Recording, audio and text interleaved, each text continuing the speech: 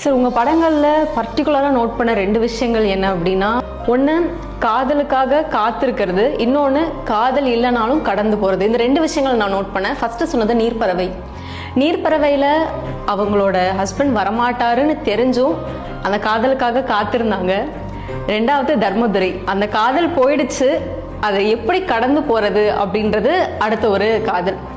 Sir, இது 2மே தொடர்ந்து அடுத்தடுத்த படங்கள். இதில் காத்திருக்கணுமா இல்லை கடந்து போகணுமா, எது ஒரிஜினல் வாழ்க்கையில் சூட் ஆகும் சார்? முதல்ல காத்திருந்தது கணவனுக்கு, 2வது கடந்து போனது கடந்து போகலை, இன்னொரு வாழ்க்கையை ஏற்றுக்கிட்டாப்புல. காதல் காயத்துக்கு மருந்தே காதல் தான். ஒரு உயிர் மேலே நம்ம அன்பு செலுத்தியிருக்கோம், நம்ம அன்பு செலுத்தின உயிர் நம்மளை விட்டு போயிருச்சு அப்படின்னா அந்த தவிக்கிற அன்பை இன்னொருத்தர் மேலே நம்ம செலுத்தும் பொழுது தான் அந்த காயத்திலிருந்து நம்ம வெளியில் வர முடியும்.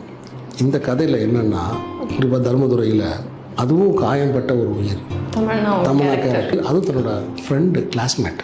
அப்போ நம்மளோட கிளாஸ்மேட்டை பார்க்கும்போது அதை தான் தர்மன் கதாபாத்திரம் அந்த சொல்லும், உன்னை என்னோடய அன்பு செல்வியாக நான் பார்க்குறேன்னு சொல்கிறோம்.